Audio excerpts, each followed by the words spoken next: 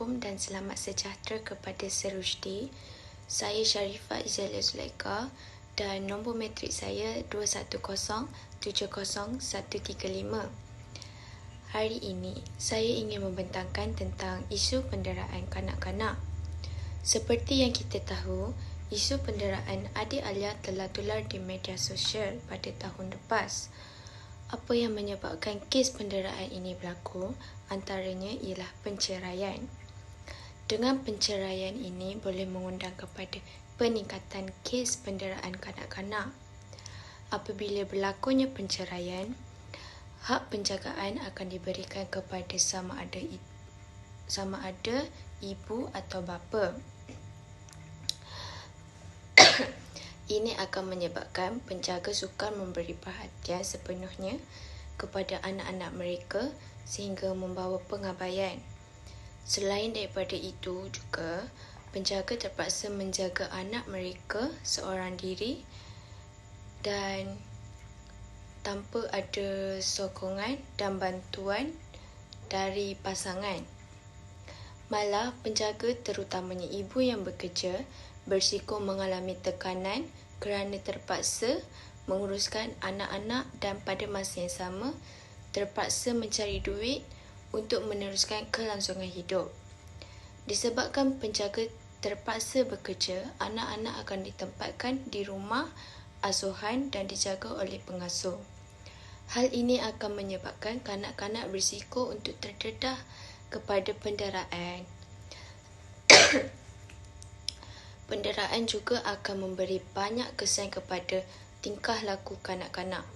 Kanak-kanak yang sebelum ini ceria dan mudah terhibur akan lebih cenderung untuk menyendiri. Kanak-kanak yang didera akan mengalami trauma dan takut untuk bergaul dengan orang lain. Mereka juga akan kurang yakin pada diri sendiri. Oleh itu, semua individu, terutamanya rakan-rakan, jiran, guru di sekolah haruslah bertanya dan mengambil berat terhadap kanak-kanak sekiranya mendapati perubahan sikap kanak-kanak secara tiba-tiba. Sekian, terima kasih. Antara punca adik Alia didera adalah disebabkan adik Alia tidak memakan, kenyang dan lambat makan. Disebabkan 3 kesalahan ini, adik Alia dipukul menggunakan patah penyapu dan mengakibatkan lebam di bahagian muka dan badan adik Alia. Adik Alia hanya mampu menangis kerana dipukul dan dipaksa makan oleh mak angkatnya.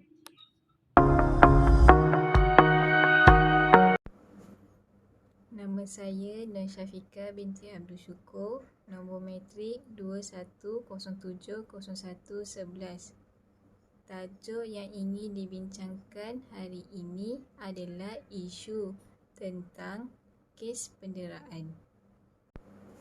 Cadangan untuk menyelesaikan isu yang berkaitan dengan kes penderaan terhadap kanak-kanak ialah: sebelum menghantar kanak-kanak di rumah pengasuh, ibu bapa mestilah selidik dahulu latar belakang pengasuh itu sebelum menghantar kanak-kanak di rumah itu. Sebagai contoh, ibu bapa bertanya kepada jiran yang berdekatan tentang pengasuh yang akan menjaga kanak-kanak tersebut dan melihat kawasan rumah pengasuh itu dalam keadaan selamat, bersih, agar ibu bapa ada keyakinan untuk menghantar anak-anak mereka di rumah pengasuh itu. Cadangan yang seterusnya ialah semua pihak mestilah memainkan peranan agar isu penderaan dapat dikurangkan ataupun dibendung oleh rakyat.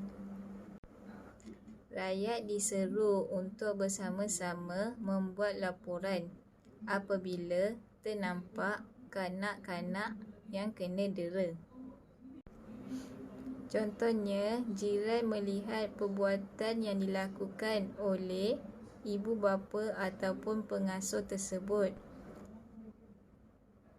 Dengan itu, jiran tersebut merakam video sebagai bahan bukti sekiranya disoal siasat dengan pihak polis. Okey, hai, Assalamualaikum kepada saudara rakan-rakan. Nama saya Nur Alia Sofia binti Muhammad Razman. Nombor matrik saya ialah 21070114. Okey, topik yang ingin saya ceritakan tentang hari ini adalah isu kes penderaan di mana kanak-kanak yang bernama Alia. Okey, kes ni pernah tular ketika dahulu berkenaan seorang kanak-kanak perempuan yang tidak mahu makan dan dikenakan tindakan memukul dengan batang penyapu oleh mak angkatnya yang bernama Mirakan. Okey, untuk cadangan penambahbaikan terhadap kanak-kanak tersebut adalah mengadakan kempen kesedaran untuk rakyat lebih peka tentang isu penderaan yang berlaku tidak kira di mana sahaja kita berada.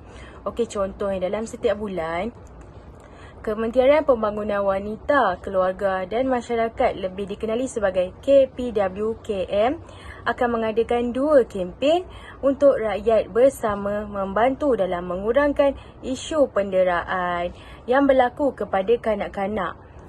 Isu penderaan yang berlaku pada kanak-kanak ni boleh mengakibatkan kematian. Ialah sekiranya kita mengabaikan kanak-kanak yang kena dera tu, boleh mengakibatkan kematian dan sebagainya. Okey, Kesimpulannya, penderaan kanak-kanak merupakan perbuatan keji yang dilarang keras oleh agama.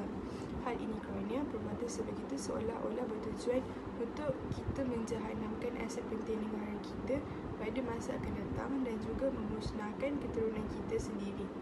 Beringatlah, anak-anak merupakan amanah Allah yang sangat suci dan bersih. Oleh itu, telah menjadi tanggungjawab kita untuk membentuknya menjadi seorang yang baik atau sebaliknya. Jika kanak-kanak sering diperlakukan dengan tindakan negatif semasa kecil, tidak mustahil mereka akan menjadi lebih ganas apabila mereka meningkat dewasa nanti. Jadi, sayangilah anak-anak anda dan jauhilah kes penderaan kerana ini tidak menguntungkan mana-mana pihak, malah akan mendapat dosa apabila mereka melakukannya. Sekian, terima kasih.